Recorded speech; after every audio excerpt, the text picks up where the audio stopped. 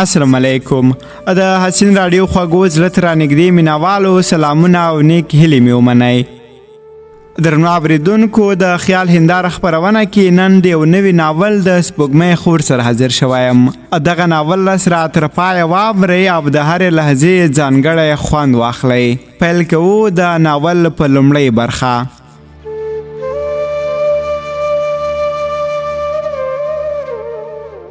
شپې تر ډېره وخته ویښ پاتې شوم. سترګې مې هم له ډېر انتظاره ګلابي کمیس اغوستی وه او بڼو مې هم ځان پسې د کائناتو درانه ستوري تړلي وه چې ما به د پورتنیو لاندنیو بڼو ترمنځ بېلتون راوسته. دوی به بیا لکه د وینو پرېوتې یو له بله تاوه شول. د خوب سیلۍ مې د انتظار په دښته ګړندي اسونه ځغلول. تښتېدلې ژېړې څېرې مې د خوب په راڼه سیند سرغوټه وهله. خوب کې مې د انتظار له امله ګډ وډ خوبونه لیدل. موبایل مې د واسکټ په ښي جیب کې چالان پرېښې وه. د موبایل د تړنګا په اورېدو مې انتظار په خوب تللي وجود کې د وختیا انګازې وغوړېدې. د واسکټ جیب ته مې لړزېدلې ګوتې ورنږدې کړئ. ګورم چې د موبایل په ښیښه مې د یاد په نمبر چې زما د ښوونځي ټولګیوال و سترګې ولګېدې. سمدستي مې ځواب په تڼۍ ګوتې ته زور ورکړ. له یاد څخه مې له ډېرې خوښۍ سلام او روغبړي هیر شو. په همدې پیل وکړه چې واکه زیری مې در باندې زیری مې در باندې. دا غږ یې څو ځلې زما تر غوږو را بدرګه کړه. ما هم په درزېدلي زړه وخوړه چې د خپلې خوښې پوهنځۍ ته بریالی شوی یم. یاد له ډېرو ځورولو وروسته راته د زیرې منلو په بدل کې وویل بغلان پوهنتون ژورنالیزم پوهنځۍ ته په لوړو نمرو بریالی شوی. دا زیری زما لپاره هغه زیری وه چې له خوښۍ زما خبرو ته د پولادو ځنځیرونه واچول. خبرې مې هېرې شوې. وجود مې له ډېرې خوښۍ د سړو څادره واغوست. طبیعت راته له هرې لورې د مبارکۍ نارې وهلې. په شونډو مې لکه د اوبو زړوبې نرمه مسکا خوره وه. کور کې اوسېدل راته دومره ښه نه ښکارېدل. په همدې تلوسه کې وم چې کله به د پوهنتون دروازې په زړه د مینې ډک قدم ږدم.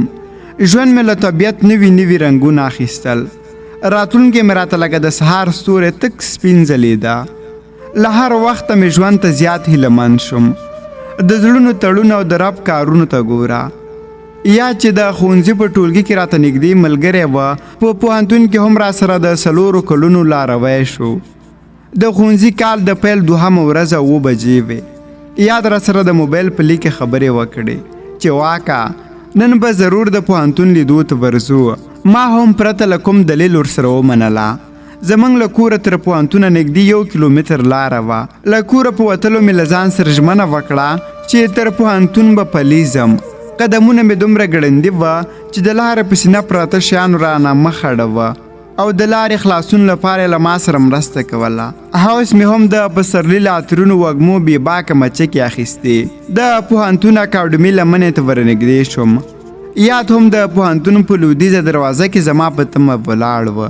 له جوړ په خیر وروسته مو دروازې تر شا پرېښوده او د پوهنتون په ارته سینه مو د زرین زیرک په څېر پاسته پاسته قدمونه کېښودل. د خپل ټولګي پیدا کولو په لټه کې شو.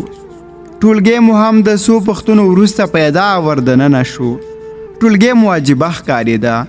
دا چې موږ د ټولګیوالو شمېره ډېر وه. زمونږ ټولګی د غونډو له هغه تالاره جوړ وه چې ان 1500 کسان پکې ځایېدل. نن ورځ مو یوازې له ځینو ټولګیوالو سره پېژندګلوي وشوه خو د درس ویلو کوم څرک ونه لګېد.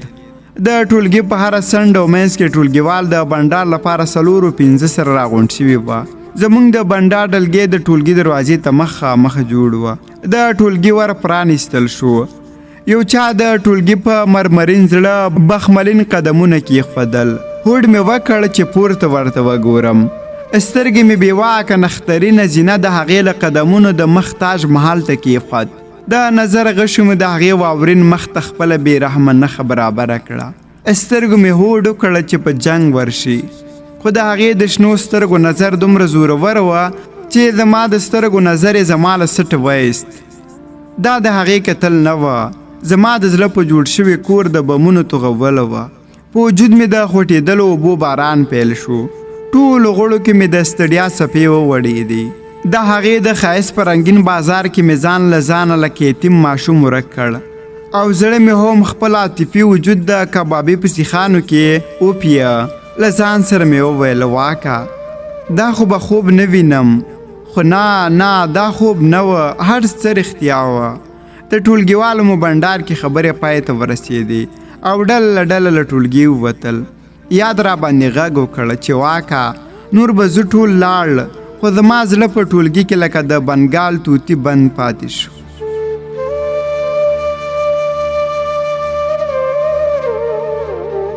په خو مې په وتلو پیل وکړ، خو زړه مې د ټولګي تورې تختې له تورو سره پیللی پاتې شو.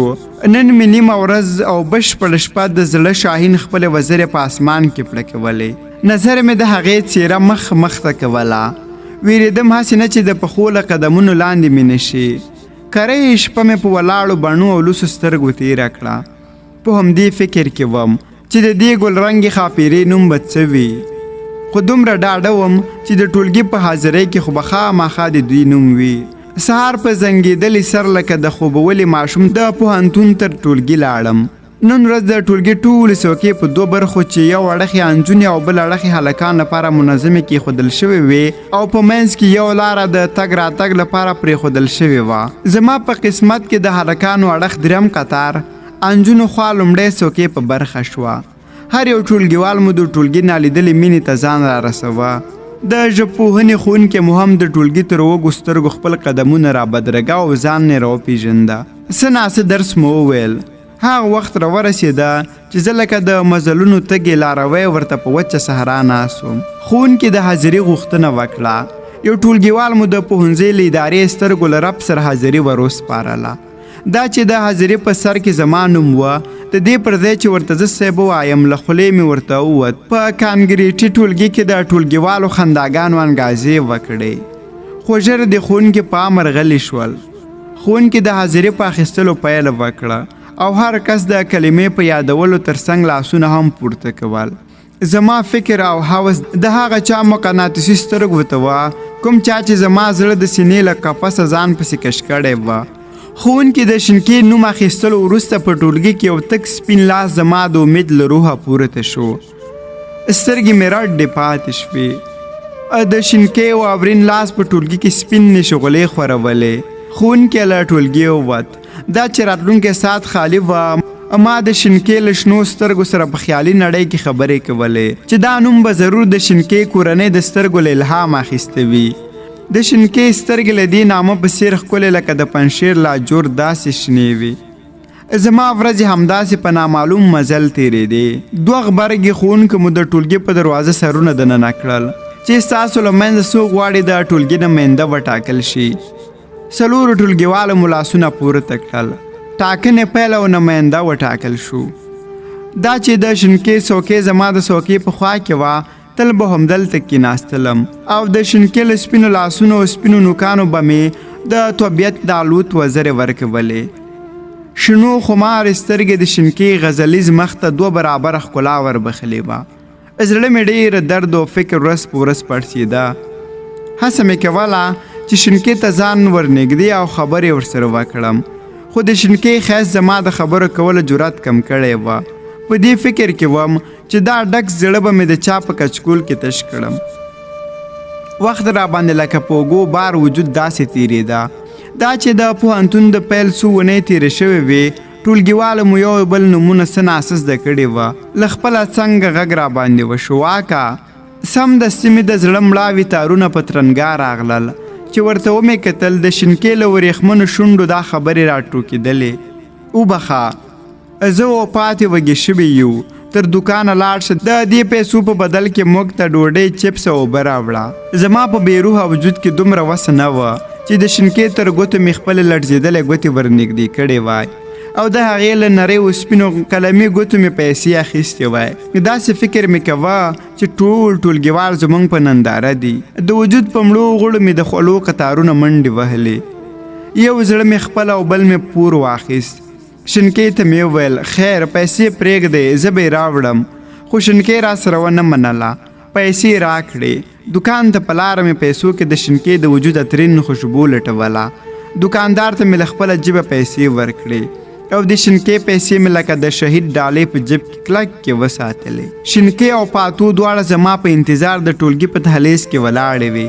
چې دواړه مې د سترګو نظر لاندې راغلې، خوراکي توکي مې ور وسپارل. شینکۍ راته وویل واکه په زحمت مې کړې، بخښنه غواړم. شینکۍ د پستې ژبې تر څنګ په شنو سترګو هم خبرې کولې، خو زما بایللی زړه د هغې د سترګو پوره ترجماني کوله. هغې ته پاتو زیاته ګرانه وه. دوی به لکه د مزار سپینې کوترې یو له بله بیلیدلې او د پوهنتون له پسرلني نظام څخه به یې خوندونه اخیستل. شینکۍ به تل ناڅاپي له سپینې خولې په ما غږ کوه چې دوکان ته لاړ شم او دوی ته خوراکي توکي راوړم. هر ځل به په ما یو قیامت تیرید. دا چې زما په وجود به خولې راماتې شوې او د مخ رنګ به مې بدلون وموند. یاد ته هم شکونه پیدا شوي وه. یو ورځ یاد د پوهنتون له انګړه تر کوره یو ځای راسره راغی.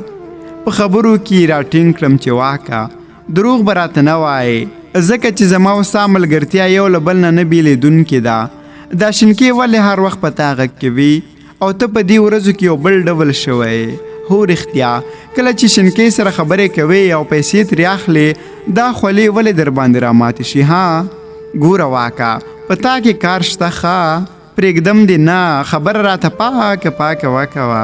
ورته په خندا شوم، نه نه داسې څه نشته، بس هسې کله کله مې ګرمي وشي او خولې شم. خو یاد زما په خبرو باور ونه کړ. فکر مې وکړ که یو وخت یاد خبر شي او ما ورته ویلی نه وي چې شینکۍ مې زړه د سینې له کټارو په خپل پلو کې غلا کړی دی، نو بیا به یاد سخت خفه شي. زما لپاره همدا یو ښه مهال په لاس راغلی چې یاد ته خپل ډک زړه تش کړم. یاده خبره درته کوم خو چاته به یې نه وایي. یاد هم ښي لاس په راکولو سره ژمنه وکړه چې څوک به نه خبروي. زما یاد یاره له هغې ورځې چې شینکۍ په شنو سترګو ګلابي څېرې مې سترګې لیدلې، زړه مې د ارامتیا احساس نه دی موندلی. نړۍ راته یوازې د شینکۍ په سترګو ښکلې ښکاري او د شینکۍ ښایست له 15مې سپوږمۍ سره نشم پرتله کولی. شینکۍ مې دومره ښکلې ده چې د سپوږمۍ مشره خور راته ښکاري. هو دا د سپوږمۍ خور ده، د سپوږمۍ خور. یاد راته په مسکۍ شونډه وخندله، ویې ویل واکه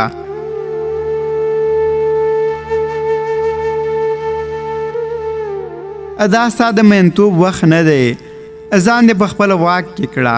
دا خبرې پرېږده، خپل درسونو ته دې پام کوه. له خبرو معلومیږي چې ځان دې له ځانه ورکه ده. پام کوه چې کومه ورځ دې په ټولګي کې ګریوان ونه شکوي او د شینکۍ د پښو خاورې ښکل نه کړي. تا خو له ځانه سم د تیرینا مشوق جوړ کړی، خو د یاد خبرو په ما زره هم را تاثیر ونه کړ. د زړه وچه دښته مې هم د شینکۍ په هر ځل لیدو باراني شوه. شینکۍ راته له هر څه اړینه وه. 100 سلنه ازموینې هم رانږدې شوې وې. هر یو ښوونکي مو د ازموینې خبرې کولې. دا ازموینه زموږ لپاره د پوهنتون لومړۍ ازموینه وه. فکر مو کوه چې پوهنتون ازموینه به د ښوونځي له ازموینې سره توپیر ولري او د پوهنتون ازموینې به سختې وي. ازموینې ښې په خوښۍ سره تېرېدلې، خو د شینکۍ د بادامي شنو سترګو پوښتنې به زما د زړه په پاڼه بې ځوابه پاتې وې. هر څومره چې به مې زړه وغوښت شینکۍ ته ورنږدې شم، خو د وجود رېږدېدلو غړو به مې له هغې څخه یو څو قدمه لرې واخیستل. شینکۍ به چې خپل نازک پلونه د ټولګي په مرمرینې سینه کېښودل، یاد به په سترګو خبرې راسره پیل کړي چې ګواکې د سپوږمۍ خور راغله. د یاد خبره د سپوږمۍ خور به هم په داسې حیا کې خپله څېره ښکاره کړه. د لوست کتابونو مو پای ته ورسېدل. د ټولګي نماینده مو په ټولګیوالو غږ وکړ چې را روانه ونې مو د سیمستر وروستۍ ازموینې پیل کېږي. د ازموینې مهالویش به زموږ په خوښه جوړیږي. هر یو ټولګیوال مو خپل نظرونه وړاندې کوه. وروسته مې په دې خوښه راغله چې د راډیو تخنیک ازموینه په لومړي سر کې ولیکو او همداسې په ترتیب مهالویش جوړ کړو. د ازموینې راتلل زما لپاره اوږد بار نه وه، خو له شینکۍ څخه یو څو اونیو لپاره لرې کېدل مې هېڅ زړه نه منل. شینکۍ او پاڼو به له ازموینو مخکې د زاڼو له قطاره وتلې او خپل کتاب سره به یې سترګې له نقابه خبرې کولې. زما بایللی زړه په شینکۍ د مخ هغه کتاب مخ ته ایښې وه چې په شنو تورو لیکل شوی وه. ازموینې ښې تېرېدلې، خو زما لپاره ځکه دومره ښې نه وې چې فکر مې کوه دا 8 سیمستره به دلته د شینکۍ په شتون کې څنګه تېروم. د پسرلني سیمستر ازموینې مو پای ته رسېدونکې وې. سبا مو د ازموینو وروستۍ ورځ وه. کور کې مې زړه تنګېده. مازدیګر له ملګرو سره د سیند غاړې ته لاړم. د بغلان او کندوز سیند چې د سالنګ واورینو لمنو یې ځان را جلا کړی، یاد سره مې د موبایل له لارې خبرې وکړې چې د سیند غاړې ته راشه ملګري هم راغونډ شوي دي. یاد راته وویل اشنا ما پرېږده چې کتاب ولولم، سبا ته وروستۍ ازموینه ده. ورته مې وویل سمه ده ورک شه مه راځه. یاد زما د خبرو له اندازه وپوهېد چې واک خفه شو. موبایل مې پرته له مخه ښې پرې بند کړه. نورو هلکانو په خپل منځ کې خوسی چې یو سیمه ییزه لوبه د پیل کړل. زه ورته د سیند په خوا کې له خپل کتاب سره ناست وم. د سیند څپو له رنګین طبیعت سره سندرې زمزمه کولې. په هوا کې توتکې وسیل هم د اوبو له څپو څو څاڅکي غلا کول. د سیند له وجود څخه مې په یو جلا شوې برخې سترګې ولګېدې. شینکۍ مې سترګو ته ودرېدله. په زړه مې د تورې تیارې څادر وغوړېد. له سیند څخه جلا شوې برخې مې له شینکۍ سره تشبیه کړه چې شینکۍ به هم سبا زما له وجوده داسې بیله شي. د سیند جلا شوې برخه مې په نظر وڅارله. نظر مې د سیند په داسې ځای ولګېد چې د سیند په جلا شوې برخه بیرته له سیند سره ورغاړه شوې وه. ستنې مې زړه ته تکې شوې او ډاډه شوم چې شینکۍ به بیا یو ورځ زما د وجود برخه شي. یا د موټرسایکل هارن له خیالي نړۍ راویښ کړم. د یاد اوږده ویښتان باد په منځ 2 ځایه بېل کړي وه. د سلام سپېڅلې کلمه پر ما ولوروله.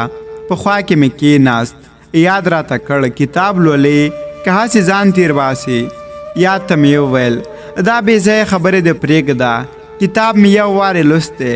د سیند له ګونګو سندرو خوند واخله. دا وخت بیا نه راګرځي.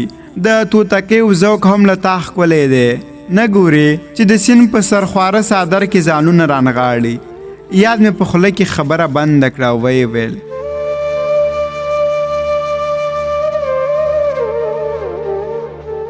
دا د فلسفه‌ایي خبرې دې پرېږده.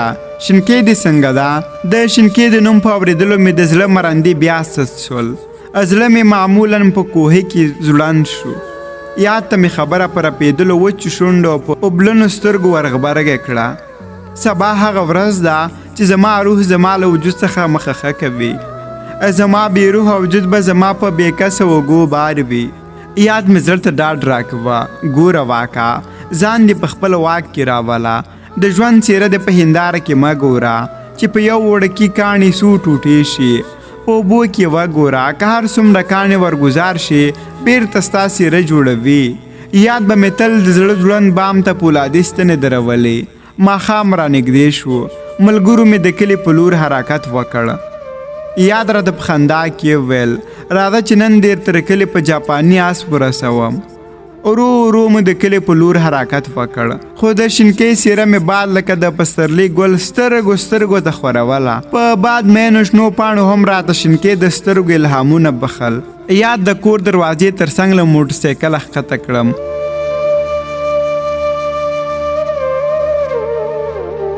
درنو اورېدونکو دا وه د ناول لومړۍ برخه چې ما نظیف الله صالح درته وړاندې کړه. تر دومې برخې چې ستاسو درنه چوپړ ته راځم تر هغې مو په سپېڅلي رب سپارم. هر چیرې سیاد ښاد آباد د مینې ډک ژوند ولرئ.